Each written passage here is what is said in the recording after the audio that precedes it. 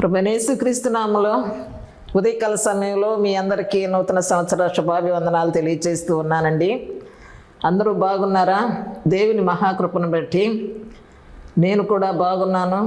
మరలా ఈ యొక్క నూతన సంవత్సరంలో మరి ఈ దినాన మీ అందరితో కూడా దేవుని మాటలు మాట్లాడాలనే ఉద్దేశంతో ఈ యొక్క ఛానల్ ద్వారా మీతో మాట్లాడటానికి దేవుడు నాకు ఒక అవకాశాన్ని అనుగ్రహించాడు. అందుని బట్టి దేవదేవునికి కృతజ్ఞతాస్తుతులు చెల్లిస్తూ ఉన్నాను.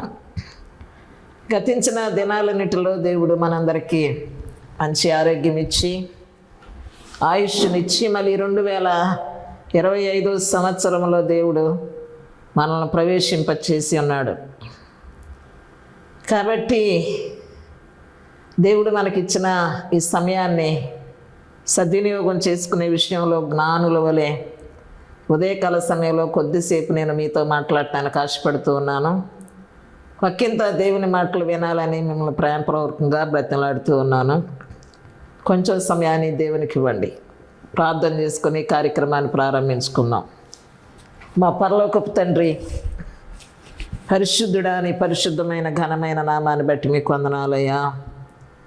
2024 సంవత్సరం అంతా మమ్మల్ని అందరినీ సజీవులుగా ఆరోగ్యవంతులుగా కాచిన దేవా, మరలా ఈ 2025 సంవత్సరాన్ని మా జీవితంలో మాకు అనుగ్రహించారు. మా జీవితాల్లో అనేకమైన మేలులు ఉపకారాలు చేసి మమ్మల్ని బలపరిచి క్షేమకరమైన ఈ దినాన్ని ఇచ్చినందుని బట్టి మిమ్మల్ని స్తుతిస్తూ ఉన్నాం. ఈ ఛానల్ ద్వారా అనేక మంది గృహాల్లో నీ మాటలు వినిపిస్తూ ఉండగా ప్రభువా, మా తండ్రి, మా అందరికి అవసరమైన మాటలు మీ లేఖనములో నుండి మేము చదవగలిగినట్లుగా సహాయం చేయము. ఒకంత సమయాన్ని ఇచ్చి, చెవినిచ్చి, మనసిచ్చి మీ మాటలు ఆలకించినట్లుగా సహాయం చేయమని ఈ దీవెనలు ఇస్తున్నాములు అడిగి వేడుకొనుచున్నాము తండ్రి, ఆమేన్. పాట పాడి దేవుని నామాన్ని మహింపరుద్దామండి. సమీపించని తేజస్సులో నివసించు నా దైవమా, నీ ముఖ దర్శనం చాలయ్యా, నాకు నీ ముఖ దర్శనం చాలయ్యా. సమీపించని తేజస్సులో నివసించు నా దైవమా, నీ ముఖ దర్శనం చాలయ్యా. యేసయ్యా, యేసయ్యా, యేసయ్యా, యేసయ్యా. అన్నపానములు మరచి నీతో గడుపుట పరలోకానుభవమే. అన్నపానములు మరచి నీతో గడుపుట పరలోకానుభవమే. నాకదే ఉన్నత భాగ్యమే. యేసయ్యా, యేసయ్యా, యేసయ్యా, యేసయ్యా. ముఖ దర్శనం చాలయ్యా, నాకు నీ ముఖ దర్శనం చాలయ్యా. పరిశుద్ధ పరచబడి పరిపూర్ణత నంది మహిమలో చేరుటయే, అదే నా హృదయ వాంఛయే. పరిశుద్ధ పరచబడి పరిపూర్ణత నంది మహిమలో చేరుటయే, అది నా హృదయ వాంఛయే. యేసయ్యా, యేసయ్యా, యేసయ్యా యేసయ్యా ముఖ దర్శనం చాలయ్యా నాకు నీ ముఖ దర్శనం చాలయ్యా కోట్ల కొలది దేవదూతల సమూహముతో కూడి గానము చేసెదను ప్రభువా నిత్యము స్తుతియంతును కోట్ల కొలది దేవదూతల సమూహముతో కూడి గానము చేసెదను ప్రభువా నిత్యము స్తుతియంతును యేసయ్యా యేసయ్యా యేసయ్యా యేసయ్యా ముఖ దర్శనం చాలయ్యా నాకు నీ ముఖ దర్శనం చాలయ్యా సమీపించని తేజస్సులో నివసించు నా దైవమా సమీపించని తేజస్సులో నివసించు నా దైవమా నీ ముఖ దర్శనం చాలయ్యా నాకు నీ ముఖ దర్శనం చాలయ్యా ప్రభునామములో అందరికీ మరొకసారి వందనాలండి. ఈ దినాన దేవుని యొక్క లేఖన భాగములో నుండి తండ్రి అయిన దేవుడు తన యొక్క అనాదికాల సంకల్పంలో క్రీస్తు పట్ల మానవుని పట్ల ఒక ఆలోచన కలిగి ఉన్నాడు. అది ఏమై ఉన్నది అనే విషయాన్ని మనం లేఖన భాగాల్లో నుండి నేర్చుకుందామండి.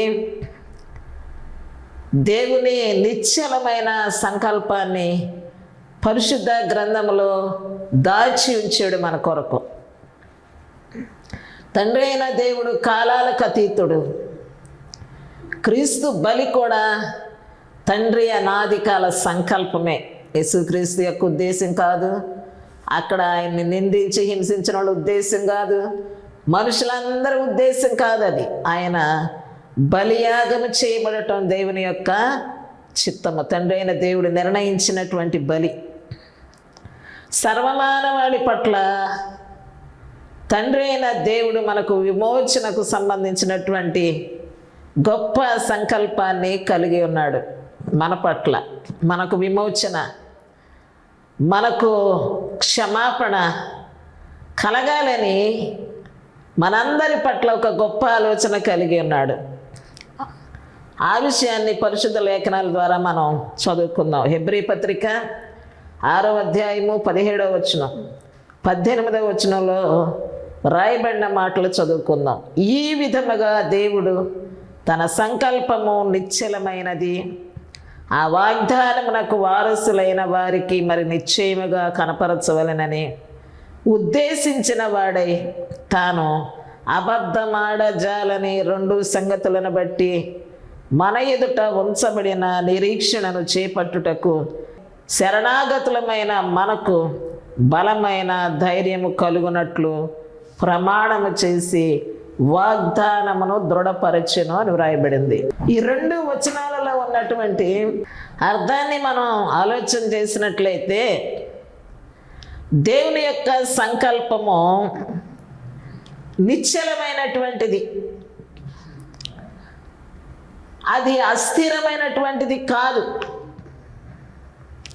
కొంతకాలానికి మిగిలిపోయేది కాదు, ఆగిపోయేది కాదు, నిశ్చలమైనటువంటిది. ఆ నిశ్చలమైన వాగ్దానమునకు వారసులైన వారికి నిశ్చయముగా కొన్ని సంగతులు ఆయన బయలుపరుస్తూ ఉన్నాడు. కొన్ని సంగతులు వారికి తెలియచేయాలని ఆయన ఉద్దేశించి అబద్ధమాడజాలని 2 సంగతులను బట్టి మన ఎదుట ఒక నిరీక్షణ ఉంచాడు. మనం మన పాపముల్లోనే ఉండి చనిపోవటం అనేది దేవునికి ఇష్టం లేదు. మనం మన పాపముల నుండి విడుదల పొందాలి. అది దేవుని యొక్క ప్రణాళిక. ఆ ప్రణాళికను బట్టి మనకు ఒక నిరీక్షణ తీసుకొని వచ్చాడు. ఆ నిరీక్షణను చేపట్టుటకు మనము శరణాగతులమై ఉండాలి. ఆయనకు బలమైనటువంటి ధైర్యాన్ని మనం పొందుకోవాలి. మా తండ్రి మా కొరకు ఎట్టి కార్యములు చేసి ఆయనకు ఒకే ఒక కుమారుడైన క్రీస్తు ప్రభువుని మనకు వాగ్దానం చేసి మరీ ఇచ్చాడు. ఆయనంతటికి ఆయనే రాలేదు. అంతకు ముందున్న ప్రవక్తల ద్వారా ముందుగానే ఆయన అనాదిలో తెలియచేసి ఆ తెలియచేసిన ప్రవచనములను మరి నెరవేర్పులోనికి తీసుకొని వచ్చి ఆ వాగ్దానాన్ని దృఢపరచడం అనేది జరిగింది. ఇది ఆయన యొక్క సంకల్పం.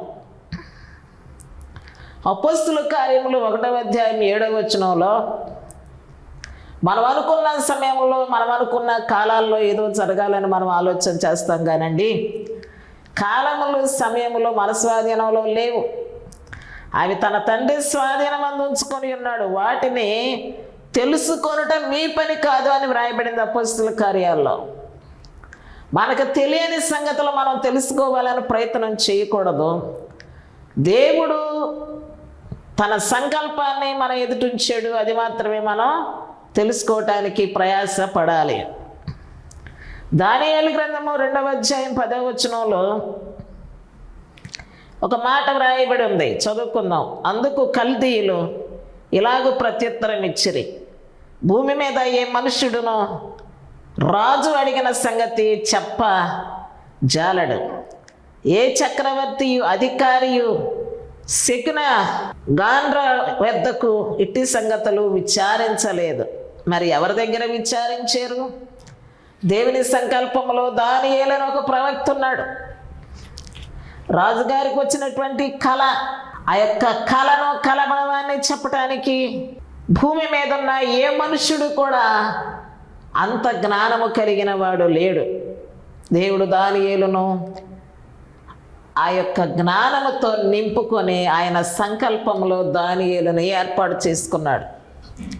అందుకే ఆ రాజు యొక్క కళను ఏ భాషలో చెప్పాలో దాని యొక్క కళ భావాన్ని కూడా కళ వచ్చిన మనిషి మర్చిపోయిన ఈయన ఆ యొక్క జ్ఞానము, దేవుని యొక్క జ్ఞానము, దేవుని ప్రణాళికలో దేవుని సంకల్పంలో ఏర్పాటు చేయబడినటువంటి ఆ యొక్క ప్రవక్త నోట ఆ సంగతులు ఉంచినట్టుగా మనం చూస్తాం. మనందరికీ తెలుసు ఆ రాజుగారి కళ ఏంటో దానియేలు ఎలా చెప్పాడో అది మనకు తెలుసు. 1 పేతురు పత్రిక 1వ అధ్యాయము 20వ వచనం 21వ వచనంలో క్రీస్తు యొక్క బలి తండ్రి అయిన దేవుని సంకల్పం అది. మనం అనుకుంటాం వాళ్ళే యూదులు చంపేశారు, వీళ్ళు అన్యాయపు తీర్పు తీర్చారు, వీళ్ళు ఇలా హింసించారు, అవమానించారు, దూషించారు, నిందించారు అని మనం అనుకుంటాం. కానీ తండ్రి అయిన దేవునికి ఎప్పుడో తెలుసు, నా కుమారుడికి ఈ స్థితిని నేనే నియమించాను అంటున్నాడు ఆయన. ఆయన చంపడానికి ఎవరికి అధికారం లేదు, ఆయన పుట్టించడానికి కూడా ఎవరికి అధికారం లేదు. మరియా నిమిత్త మాత్రురాలు, యేసేపు నిమిత్త మాత్రుడు. దేవుడు మరియను యేసేపును ఆయన ప్రణాళికలో ఎన్నుకున్నాడు కాబట్టి వారిని ఆ సమయంలో ప్రత్యక్షంగా శరీర రూపిగా ఆయన రావటానికి, శరీరం దాల్చడానికి ఈ ఇద్దరు శరీర సంబంధాలు అవసరమయ్యారు అక్కడ. అయినప్పటికీ ఆత్మ సంబంధముగా అభిషేకించబడినటువంటి ఆ యొక్క వారి నీతి కలిగిన జీవితంలో నుండి ఈ నీతిమంతుణ్ణి తీసుకుని రావటం జరిగింది. ఆ నీతిమంతుణ్ణి మనకు అనుగ్రహించటం జరిగింది. అంతేగాని మనం ఊహించినట్టుగా, మనం తలంచుకున్నట్టుగా ఆయన మరణాన్ని చాలామంది చాలా చీప్గా 3 మేకులు కొడితే పిక్కోలేకపోయాడు అని చాలా హీనాతిహీనంగా మాట్లాడుతున్నటువంటి అజ్ఞాన మాటలు మనం ఎన్నో వింటా ఉన్నాం. కానీ ఆయనకు ఆ శక్తి లేక కాదు, ఆయన అలాగున చనిపోవలసి ఉన్నది. ఆయన అలాగున చనిపోకపోతే, అలాగున ఆయన బలి అవ్వకపోతే ఏ మానవుడికి కూడా విమోచన, పాప క్షమాపణ అనేది దొరికేది కాదు. మనం మన పాపంలోనే ఉండి చనిపోయి నరకానికి వెళ్ళిపోయేవాళ్ళం. ఇవాళ మనకు ఒక నిరీక్షణ ఉంది, నరకము నుండి తప్పించిన కుమారుడు, నరకము నుండి విడిపించిన క్రీస్తు ప్రభు, తండ్రి అయిన దేవుని కుమారుడు. ఆయన మనకు అనుగ్రహించాడు ఆయన ఇష్ట ప్రకారంగా. ఆ బలి, క్రీస్తు యొక్క బలి, క్రీస్తు యొక్క జననం, క్రీస్తు యొక్క పునరుద్ధానం తండ్రి వశములో ఉన్నాయి. అది తండ్రి యొక్క సంకల్పం. ఆయన ఎలాగూ జన్మించాలో, ఆయన ఎలాగూ మరణించాలో, ఆయన ఎలాగున తిరిగి లేవాలో అది మనుషుల వశంలో లేదు. చాలా భద్రంగా కాపలా కాశారు, ఆయన లేగనీయకుండా ఉంచాలి, సమాధిలోనే ఉంచాలి అని. మరణము ఆయనను ఆపలేకపోయింది. మరణాన్ని జయించిన మృత్యుంజయుడు ఆయన. ఇది ఆయనంతటికి ఆయన కూడా చేయలేదు. ఇది తండ్రి యొక్క ప్రణాళిక. ఇది జగత్పునాది వేయబడక మునిపే తన కుమారుని పట్ల ఆయనకున్న సంకల్పం అన్నమాట. ఎంతోమంది భక్తులు, పరిశుద్ధులు, ప్రవక్తల్ని చూచాడు, కానీ పాపము లేని మానవుడు లేడు. పాపము లేని పరిశుద్ధుడు క్రీస్తు ప్రభు ఒక్కడే. అది ఆయనకు తెలుసు, తండ్రి అయిన దేవునికి. అందుకే ఆయన జగత్తుకు పునాది లేనప్పుడు నిర్ణయించుకున్నాడు. మృతుల్లో నుండి లేపటానికి శక్తివంతుడు, తన మహిమను మహిమపరచడానికి శక్తివంతుడు, తన ద్వారా విశ్వాసులైనటువంటి వారికి ఆయన ప్రత్యక్షంగా కడవరి కాలంలో మనకు ప్రత్యక్షమయ్యాడు ఆయన. చాలామంది ఇప్పుడు జరిగే ఈ కడవరి కాలము సంగతులు, విచారకరమైన భయంకరమైన సంఘటనలు చూసినప్పుడు ఇంకేముంది, అంతం వచ్చేసింది, ఇది కడవరి దినాలు అనుకుంటాం మనం. కానీ కడవరి దినములనగా క్రీస్తు ప్రభు మనకు ప్రత్యక్షమైన దినాలు. కడవరి దినములలో ఆయన ప్రత్యక్షపరచబడెను అని రాయబడింది. 1 పేతురు పత్రిక 1వ అధ్యాయము 20వ వచనం 21వ వచనం. మన సొంత మాటలకి లేఖన భాగాల్లో ఉన్న సంగతులకు చాలా వ్యత్యాసం ఉంది. ఎందుకు ఇంత ప్రణాళిక జగత్తు పునాది వేయబడక మునుపు ఆయన కలిగి ఉన్నాడు అంటే, దేవుడు మనందరినీ ఎంతో ప్రేమించాడు. యోహాను సువార్త 3వ అధ్యాయం 16వ వచనంలో, దేవుడు లోకమును ఎంతో ప్రేమించును కాగా ఆయన తన అద్వితీయ కుమారునిగా పుట్టిన వారి యందు విశ్వాసముంచు ప్రతివాడును నశింపక నిత్య జీవము పొందునట్లు ఆయనను అనుగ్రహించెను. యేసుక్రీస్తు వారు మనకు అనుగ్రహింపబడిన ఒక అనుగ్రహం. మన మీద ఉన్న ప్రేమ చొప్పున తండ్రి అయిన దేవుడు క్రీస్తు ప్రభువుని మనకు అనుగ్రహించాడు.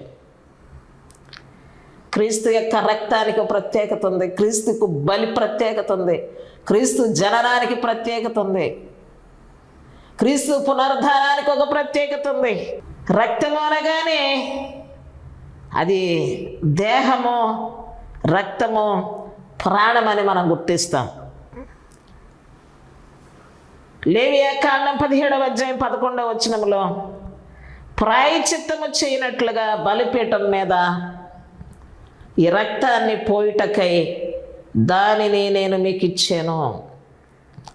ఏ రక్తము పనికిరాదు, క్రీస్తు ప్రభు పరిశుద్ధ రక్తము మాత్రమే పాపములను తుడిచివేయగలిగినటువంటి శక్తివంతమైనటువంటి రక్తము.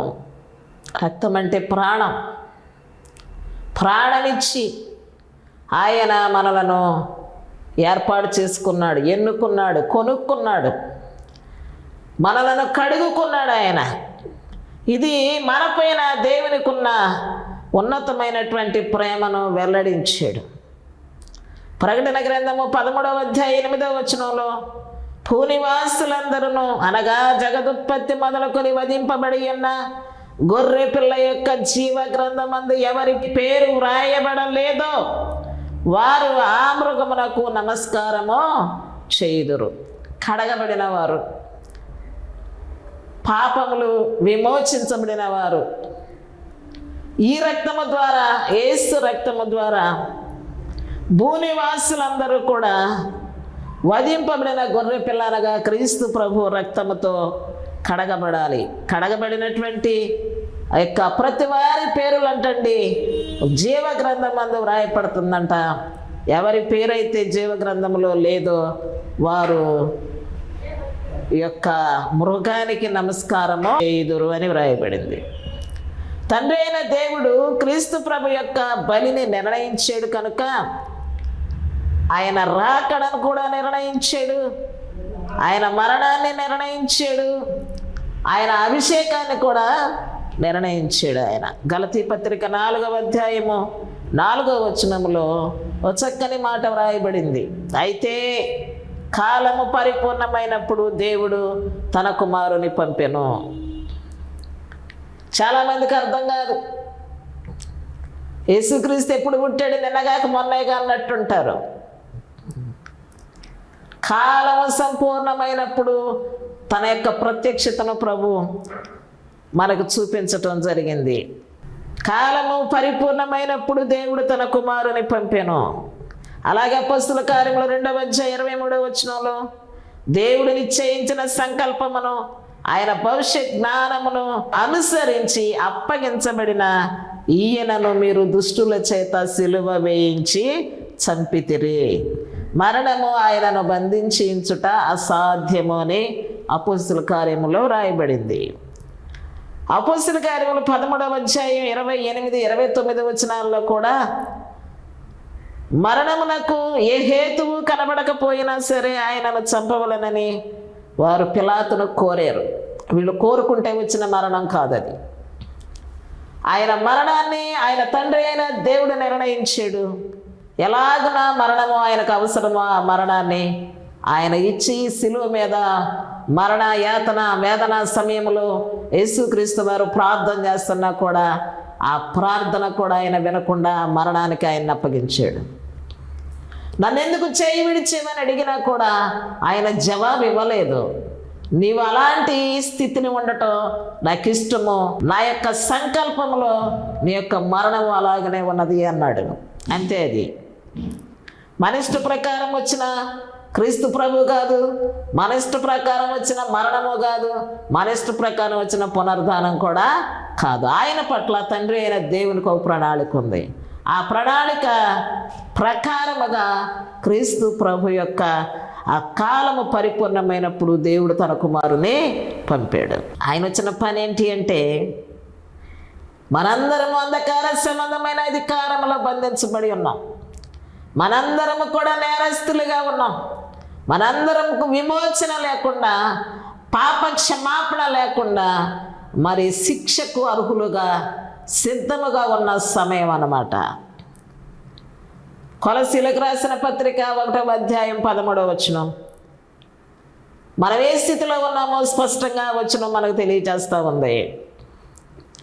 ఆయన చేసిన పని కూడా ఇక్కడ స్పష్టంగా ఈ వచనంలో మనకు అర్థమవుద్ది. ఆయన మనలను అంధకార సంబంధమైన అధికారంలో నుండి విడుదల చేసి తాను ప్రేమించిన తన కుమారుని రాజ్య నివాసులుగా తనకు ఒక రాజ్యం ఉంది. ఆ రాజ్యమే ప్రభు సంఘము. ఆ రాజ్య నివాసులనుగా చేయుటకు మనలను మన పాపముల నుండి విడుదల చేశాను. మనలను మన పాపముల నుండి క్షమించి వాగ్దానం చేసిన దత్తపుత్రులుగా ఆయన స్వీకరించి ఆయన కుమారులనుగా ఆయన కుమార్తెలనుగా మనలో ఉన్న అంధకార సంబంధమైన ప్రతి అధికారమును, అంధకార సంబంధమైన ప్రతి దుర్నీతి నుంచి మనకు విడుదల కలుగ చేశాడు. తీతు పత్రిక 2వ అధ్యాయం 14వ వచనంలో కూడా ఒక చక్కని మాట కనపడుతుంది. సమస్తమైన దుర్నీతి నుండి మనలను విమోచించి సత్క్రియల యందు ఆసక్తి గలవారిగా పవిత్రమైన ప్రజల కోసము మనలను ఆయన ఏర్పాటు చేసుకున్నాడు. సత్క్రియల యందు ఆసక్తి గలవారిగా ఉండాలంట. అందుకే నిన్ను అంధకార సంబంధమైన అధికారంలో నుండి విడుదల చేసింది. అందుకే తండ్రి అయిన దేవుడు కుమారుడైన యేసుక్రీస్తును నీ కొరకు భూమి మీదకు అనుగ్రహించింది. పవిత్రపరుచుకొని తన సొంత కుమారులుగా కుమార్తెలుగా చేసుకొనుటకు కుమారుడు ఈ లోకంలోనికి పంపబడ్డాడు. వచ్చిన ఆ కుమారుడు మన కొరకు తను తాను అప్పగించుకున్నాడు, అర్పించుకున్నాడు, ప్రాణమిచ్చాడు, మనలను విమోచించాడు, దుర్నీతి బంధకముల నుండి విడుదల చేశాడు, అంధకార సంబంధమైన చీకటి నుండి దేవుడు మనల్ని విడుదల చేశాడు. ఇంకా ఒక రకంగా మనం చూస్తే ధర్మశాస్త్రము నుండి మనల్ని విడుదల చేశాడు. మనం ధర్మశాస్త్రంలోనే ఉంటే మనం చేసిన ప్రతి తప్పుకు, ప్రతి అవిధేయతకు మనం అక్కడే శిక్షించబడవలసిన వారమై ఉన్నాం. అట్టి స్థితి నుంచి విడుదలనిచ్చిన దేవుడు మన తండ్రి అయిన దేవుడు. దుష్టకాలము నుండి విడుదలిచ్చాడు. గలతీ పత్రిక 4వ అధ్యాయము 4-5 వచనాలు, 1వ అధ్యాయము 4వ వచనాన్ని మనం చదువుకున్నట్లయితే, సర్వమానవాళి కొరకు తండ్రి అయిన దేవుడు ఎంత గొప్ప సంకల్పాన్ని ప్రారంభించాడు. ఎందుకు? మనలో ఏ ఒక్కరు కూడా నశించిపోకూడదు. ఆయన మన దేహములో శరీరధారిగా రక్తమాంసములు కలిగి మనకు పరిచారము చేయుటకు మనుష్య కుమారుడు ఈ లోకానికి వచ్చాడు. మత్తయి సువార్త చివరిగా 20వ అధ్యాయం 28వ వచనాన్ని చదువుకున్నాం. మనుష్య కుమారుడు పరిచారము చేయించుకున్నటకు రాలేదు కానీ పరిచారము చేయుటకు అనేకులకు ప్రతిగా విమోచన క్రయధనము మనకివ్వటానికి వచ్చి తన ప్రాణమిచ్చుటకు మన కొరకు వచ్చెను. తన్ను తాను రిక్తునిగా చేసుకొని మన కొరకు వచ్చెను. ఇంత గొప్ప త్యాగం చేయగలిగిన వారు మనుషుల్లో ఎవరూ కూడా లేరు.